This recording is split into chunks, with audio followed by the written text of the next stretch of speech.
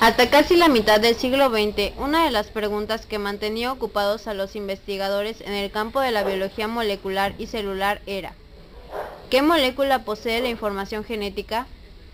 La mirada apuntaba principalmente a dos macromoléculas, las proteínas y el ADN. La molécula de ADN por ese entonces parecía demasiado simple para encargarse de tamaña tarea, ya que estaba constituida por solo 4 componentes.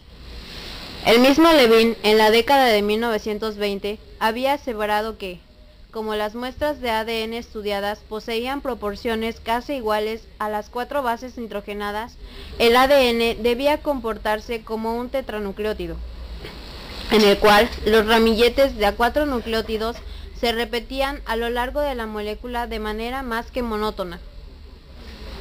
Una molécula tan monótona y repetitiva no se acercaba en lo más mínimo a la idea de una verdadera portadora de la información genética. Fue hasta la década del 50 que, gracias a las experiencias y trabajos de Alfred D. Hershey y su colega Martha Chase, se pudo comprobar, a través de estudios realizados con virus bacterianos, que la información genética era aportada por la molécula del ADN.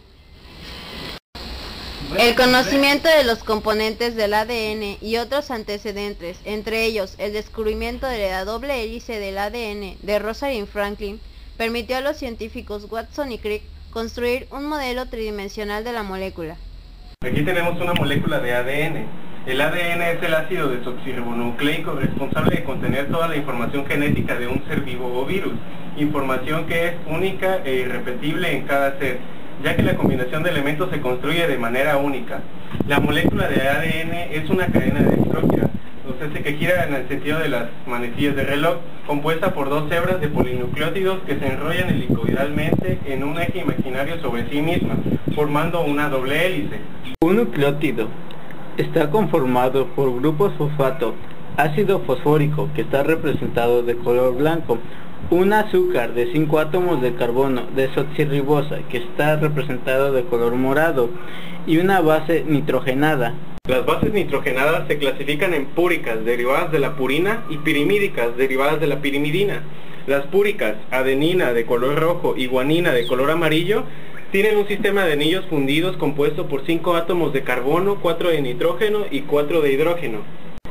Las pirimídicas, timina, representada de color verde, y citosina, representada de color azul, tienen un solo anillo de 4 átomos de carbono y 2 de nitrógeno.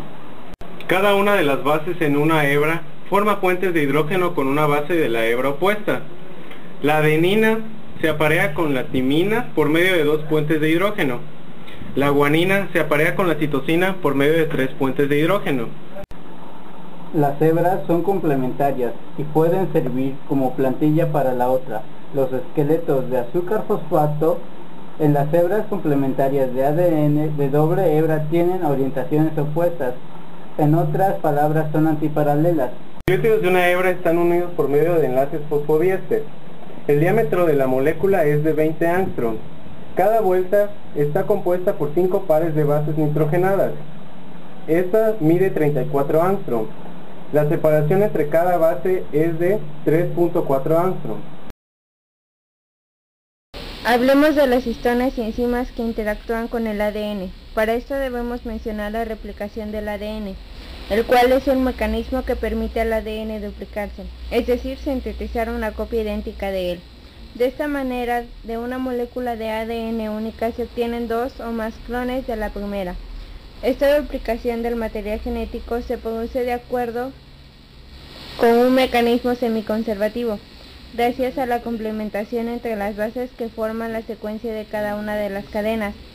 El ADN tiene la importante propiedad de reproducirse idénticamente, lo que permite que la información genética se transmita de una célula madre a las células hijas y es la base de la herencia del material genético.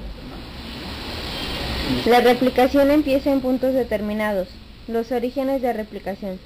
Las proteínas iniciadoras reconocen secuencias de nucleótidos específicas en esos puntos y facilitan la fijación de otras proteínas que permiten la separación de las 2 hebras del ADN, formándose una horquilla de replicación. Un gran número de enzimas y proteínas intervienen en el mecanismo molecular de la replicación.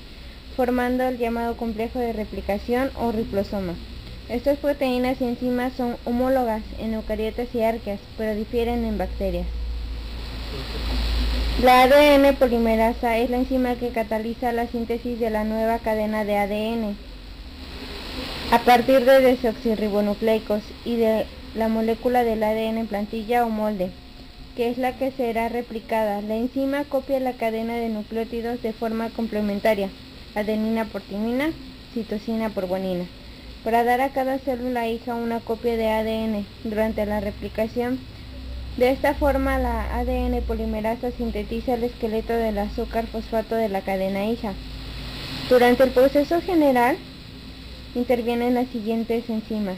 La helicasa, que es la que rompe los puentes de hidrógeno de la doble hélice, permitiendo el avance de la horquilla de replicación. La topoisomerasa impide que el ADN se enrede debido al superenrollamiento producido por la separación de la doble hélice. Las proteínas SSB, que son las que unen la hebra discontinua de ADN, impidiendo que ésta se una consigo misma. La ADN polimerasa sintetiza la cadena complementaria de forma continua en la hebra adelantada y de forma discontinua en la hebra rezagada. La ARN primasa sintetiza el cebador de ARN necesario para la síntesis de la cadena complementaria de la cadena rezagada.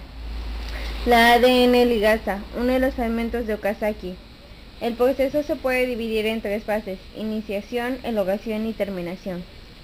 Las proteínas responsables del empaquetamiento del ADN se denominan histonas. Estas proteínas forman parte del alrededor de la mitad de la masa de la cromatina.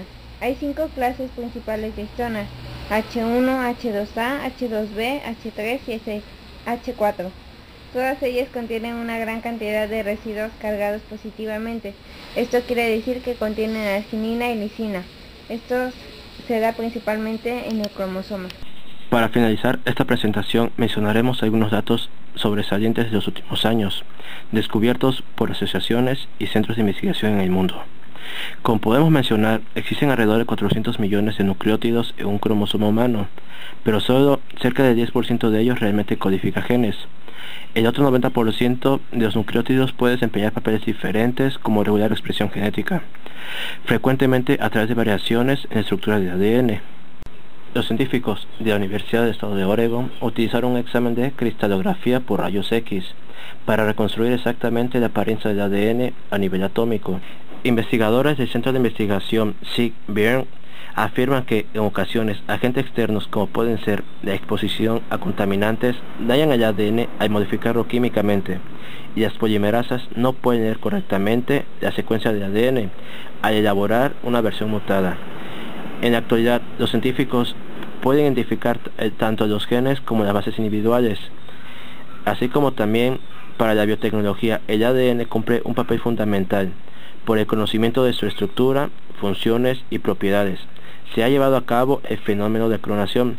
Un ejemplo es la famosa oveja Dolly, el cual fue el primer experimento en el cual se extrajo el material genético de una oveja y se almacenó de una célula a otra. De esta manera, la oveja Dolly fue obtenida exactamente igual a la que se extrajeron de un material genético. Un ejemplo práctico que demuestra que el ADN porta lo que llamamos el código genético.